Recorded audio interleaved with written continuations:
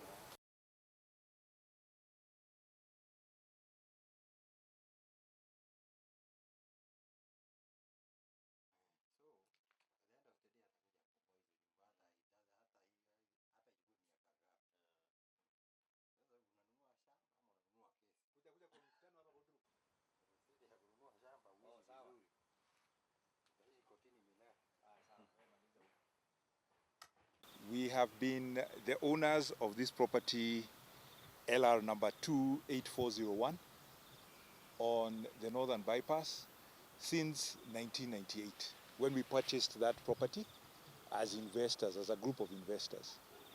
In fact, we've had quiet possession of that land since 1998. That's now, we're going almost 25 years, until last year when we started getting trouble over the land.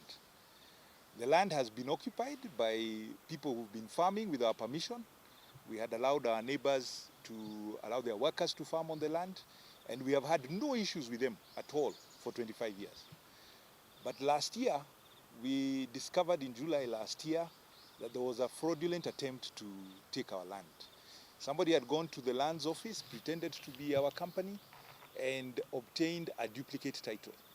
As you can see, we actually still hold the original title of the land. Using that duplicate title, the land was transferred to a company called Meron Limited, who we are strangers to. We did not know that company. We have never had any dealings with them. But they transferred it to that company who went on to subdivide. And it was brought to attention that they are trying to sell these pieces of land. We complained to the DCI, we complained to the Ministry of Lands, and out of that complaint, at least we can say the Ministry of Lands went ahead and cancelled their titles. So on 1st December 2023, the titles that they claimed to own were cancelled. So as we speak today, the only legal title to that land is this one. Nobody else has any other document that says that they own that land. And it is not even an issue that is in court. This is the only legal title that exists. They have gone to court to sue against the cancellation of their title, but as we stand, there is only one title on that land, and that title belongs to Langton Investment Limited. We proceeded to go to court in November and got an injunction on 22nd November that said Meron should not interfere with that land. Meron or its agents or anybody else on it. But almost immediately after we got the title, Meron doubled their efforts. They've added more infringement on the title. By the way, up till that time, there was nobody on that land.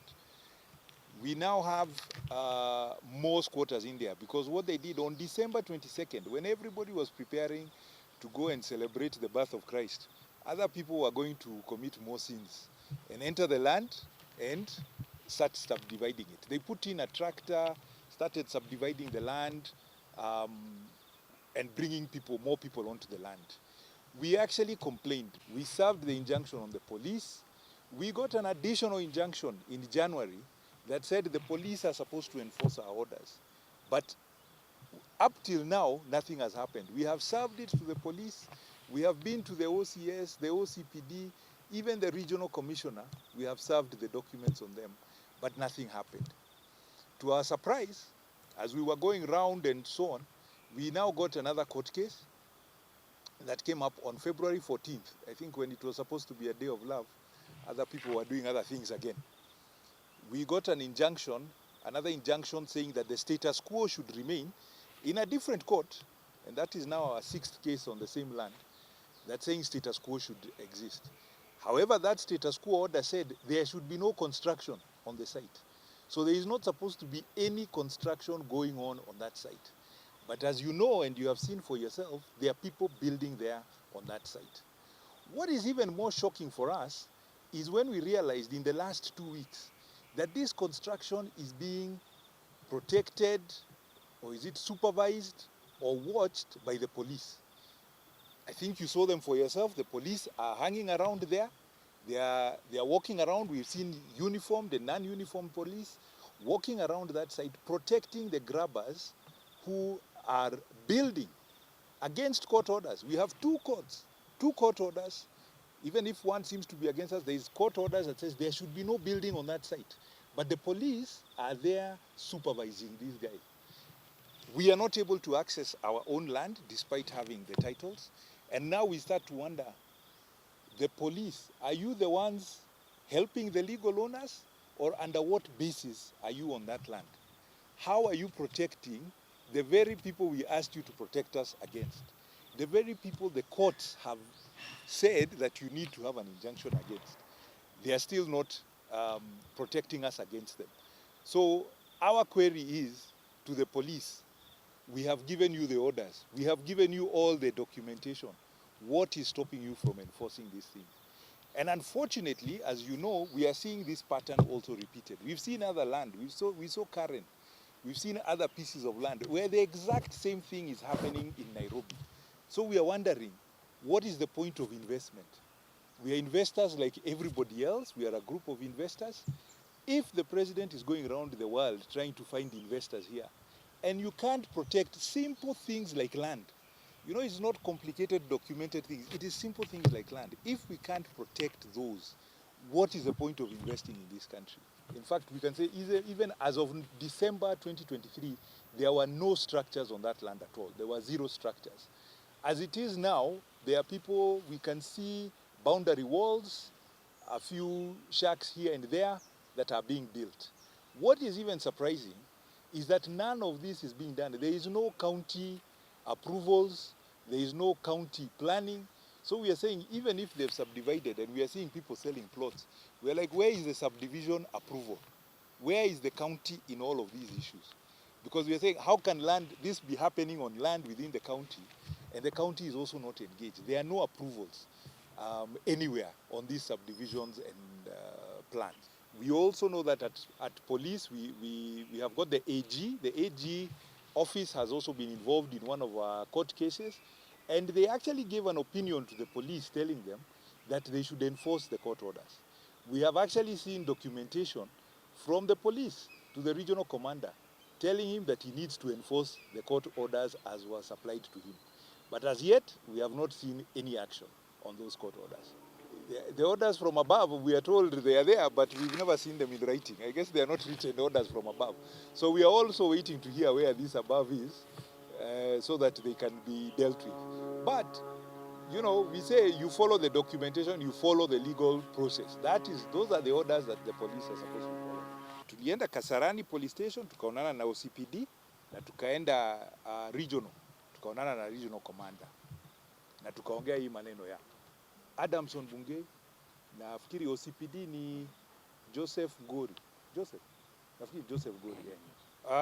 Hapo tulipatiana tu makaratasi, akatuliza tumpatie information, na tumempatia hiyo makaratasi yote. Ikaishia hapo. No, status quo ingiani, ndio tunasema, ndio hata tuko na complaint yetu, hata ikiwa ni status quo order ilisema kusijengwe. Status quo ni kusema kukae vile kuliko. Sasa ukiona kuna jengwa, na hata sio kujengwa, kunauzwa. Kuna jengwa na kunauzwa. Kuna wengine wanatafutiwa yani mashamba. So hiyo sio status quo, na ndio tunauliza polisi. Tuko na order inasema, hata ikiwa kuna order inasema status quo, inasema kusibadilike. Na bado mnasumamia, mnaona na macho yenu na mfanyi chochote. Like I said, we are having to draw our own conclusions because we have been to the site, we have been to the police and raised our issues and served them the documents where nothing happened. So after that, after we've gone, we find that other things are happening to help the grabbers. So we are wondering also from the police, maybe they should be telling us, are they protecting more senior people than us? Is it that they have other titles that they have seen? You're absolutely right. I think we need to be clear as Kenyans also that land grabbing is actually partly a result of what we do ourselves. If you are buying land without titles, if you are buying land which doesn't have documents, you are also perpetrating this vice. So what we did in the newspapers last week, we have put a big advert letting everybody know that land is under court injunctions. There are court proceedings over it. You should not be buying that land at all. So we are saying to the public, avoid land that you can see has problems. You will end up losing money over the same thing. But we are also saying from a government perspective, a lot of money and time is being wasted in this country with people fighting over pieces of land. People are investing money, whether they are, they are not as wise or as informed so that they are buying it. But you look at places like what happened in Mavoko, you build a house and it will be demolished in the end because it is not your land. This is what is going to happen. But you can imagine the waste. Somebody saved a lot of money, built this whole big house, and then it disappears. So we are also telling the government, if you don't want to protect us, can you protect these small investors, these other investors who are going to come onto the land, and we know where this story is going to end. Because the title is ours, the legal position is ours, is on our side. Eventually it will happen. So why are we going to allow people to lose money? And these are not necessarily people who have a lot of money, but they are what we call our hustlers. They are going to lose money on account of people just sitting there watching. Yeah. As per now, the challenge we have and our inability to go on the land, and I think you'll have seen, there are people patrolling that land with pangas. My co-director here attempted to visit the site in December, and they were accosted by very violent people who are prepared to take on the land. So in fact, it raises our question again. If we have the court orders, like I'm showing you, we have the court orders, we have the title deed, but we don't have the land. So you start wondering in our country, is it the people with pangas who are going to rule the land, or is it the law? Because it seems the people with the pangas end up with the land. And as will happen now, if it is that everybody goes and gets people with pangas to take on the land, then we are going to end up as Haiti. Instead of us sending police there, they will be sending us their own police to protect us. We are saying that this government, and it is to the entire government, we need to be serious about law and order. We need to say, if we are calling in investors, we must protect investors, not just foreign, but also local. Because if people cannot follow law and order, if there are laws that can be broken depending on is it political interest or whoever is doing it, if there are other people who are more powerful than the law, then we are not going to get investors. Even ourselves, we have other businesses. We are not able to concentrate on other businesses because we are spending so much time trying to protect this investment. With which, by the way, I was going to say, we wanted to do other things with this investment. We want to develop houses. We want to create jobs. We want to create commercial centers on the same place. We are now unable to do it because we are having to fight and spend a lot of money and resources on fights which are actually aimless, and legally they are clear where we are supposed to be. So we are saying we can grow this country. This country is ripe for growth, for investment, and so on. But you must be prepared to defend investors. We must be prepared to enforce the law. If we can't enforce the law, then it will be very difficult for investors to continue investing, especially in land. I'm also a director of Langton, and my greatest concern here is in regards to the police, because I went and reported the case when the first intrusion happened on the 22nd of December. I personally went and filed a complaint of malicious damage and trespassing and contempt of court, because the court had ruled that nobody should be on the property. That matter, that complaint was never dealt with by the police.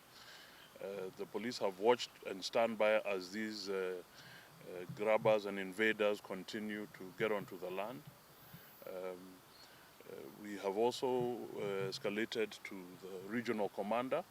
We actually met with him and presented our orders.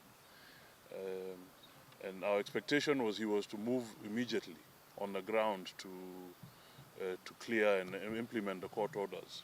However, he has decided to stand by and not implement the orders, which again is another contempt. Unfortunately, the regional commander is acting in contempt of the court, and that is very unfortunate, because now if the regional commander who is in charge is unwilling to implement the court orders, then where are we left? Where are we left to turn to? It is a very sad state of affairs. So actually, in addition, we've come to learn more recently that there are different fractions of the grabbers who are also now fighting internally, and what was shocking is that the police came in to arrest some of the group members and took them to court, arrested them, took them to court and charged them with illegal gathering and destruction of property. And to shock on us, we've come to learn that the complainant is actually a minor who is a director of Meron. So what that concludes is that actually the police are not only, they're refusing to implement the court orders, but are protecting the grabbers and Meron who are actually, the court has ruled should not be on the land. So they continue being on the land. So Meron also is in contempt as well, because they continue occupying the property and being protected by the police. So it is clear that the police has chosen to be on the side of the grabbers instead of on the side of the genuine owners.